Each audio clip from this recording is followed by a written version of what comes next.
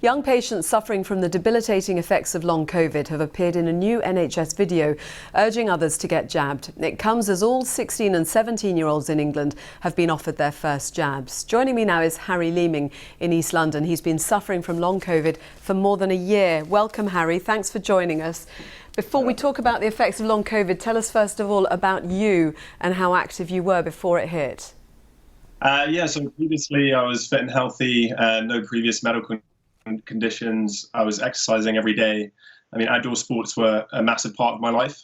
And I actually recovered from the initial COVID infection quite quickly back in September. And I returned to work for a few days, but my body had essentially a meltdown where I was having massive fluctuations in blood pressure and heart rate. Was all over the place, chest pain, brain fog, like a loss of balance. And for months, I couldn't stand. So yeah, it's been quite a change. That must have been so frightening and confusing because, of course, it's taken quite a long time for medical professionals to get to grips with long COVID. How clear was it that that's what it was? And have you had it explained to you what is going on with your body that's making this happen? No, I haven't. And in fact, the 3 times I went into A&E, I was turned away saying that I had anxiety and that I was thinking wrong, which is the same experience for a lot of people with long COVID. And that's pretty tough to deal with. I mean, since then, I've actually been diagnosed with myocarditis, heart inflammation, like heart damage. So there really was something going on back then, but they just didn't have the test to be able to tell me what it was. And so you were obviously, as you said, fit and healthy. The message today is to people to get the vaccine. You couldn't have had. The vaccine wasn't even available actually when you got COVID, was it? So you're in a very different position. But what would you? I know that you're now part of a community of people who've suffered from it. So what is your message?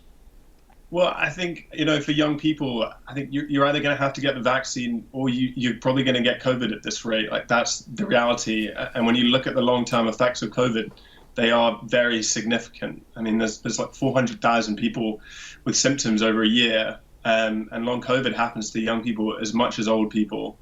And I just wouldn't want anyone to go through the hell that I've been through for the last year. And I think young people think there are 2 options. You get COVID and you either make it or you don't. And the data says that young people will probably be fine. But people are not really discussing this third option where you're left with the chronic illnesses. And I think young people need to know, like, it's a very serious possibility. So now you've been diagnosed with the myocarditis, so that very specific heart issue. Is that now the limit of the issues for you? Do you still have other things going on? I still have neurological issues. I have issues with my memory. Just day-to-day, like, function at job. My job is pretty difficult.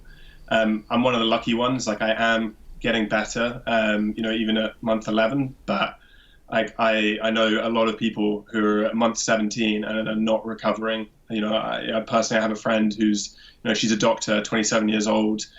She hasn't been able to work or function properly for 17 months now. So there's no, you're sort of in uncharted territory with something like this, obviously. I mean, it's desperate because there aren't really any answers, and it's going to be years before clinical trials and research is published. And so patients are really taking it on themselves to figure it out. And we do see some strong signals that maybe some drugs are working. But there's quite a bit of reluctance from doctors and the NHS. They're playing it very safe. And I just don't think they're taking this illness seriously or understand quite how debilitating it can be, to not be able to work, or, some people have breathing issues, like heart issues, neurological issues for months on end. It's brutal.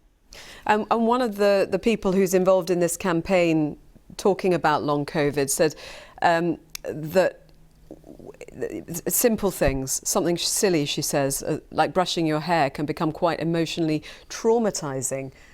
Would you identify with that? Absolutely. I think the neurological stuff is probably some of the scariest.